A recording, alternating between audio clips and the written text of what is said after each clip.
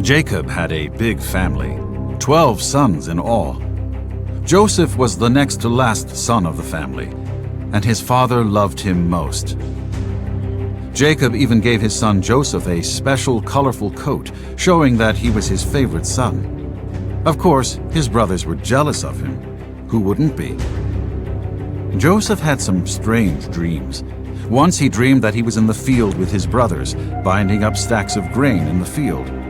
Everyone else's stack of grain bowed to his. Another time, he dreamed that the sun, moon, and 11 stars were all bowing down to him.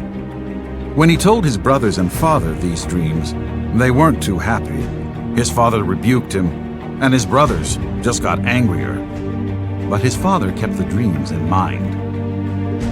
One day, Jacob sent his son Joseph to go find the brothers who were taking care of the flocks. He wanted to hear how his sons and flocks were doing. Joseph's brothers saw him from a long way off.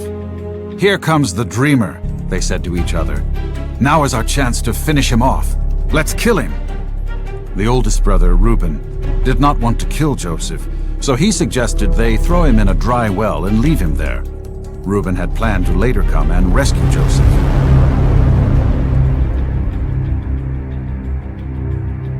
Before he could do that, some traders on their way to Egypt passed by, and his brothers decided to sell Joseph to them.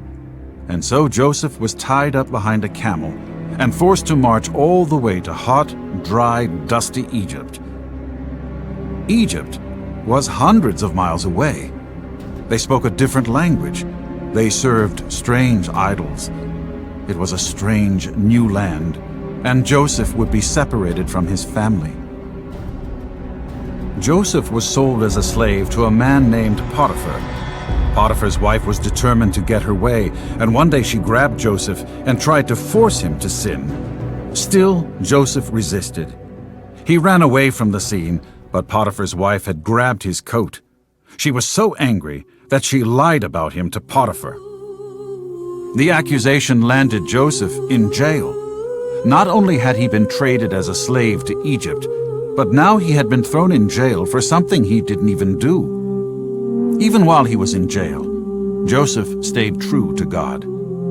God had big plans for him.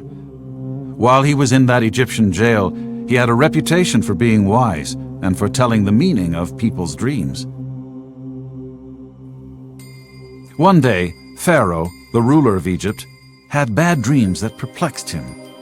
He could not understand what they meant and was dead set on trying to figure it out. He asked his advisors, but they could not help. He asked his magicians, but even they could not explain the dreams. Then one of Pharaoh's servants remembered that Joseph was known for interpreting dreams. Joseph was brought from prison and taken to Pharaoh.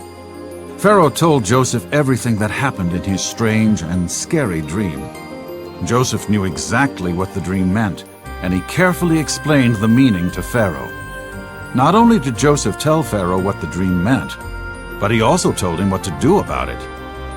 The land would experience famine in 7 years, and they needed to store up food to prepare. Pharaoh was impressed, and he honored Joseph. In fact, he made Joseph the second-in-command ruler over all of Egypt. Although he had been rejected by his family and left for dead, he had risen to power and greatness because God was with him.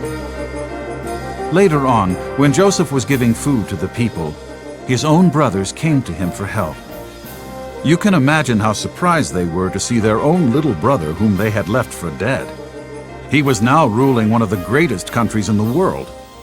Joseph brought his whole family to live in Egypt. Even though things looked bad for Joseph, God turned it into good.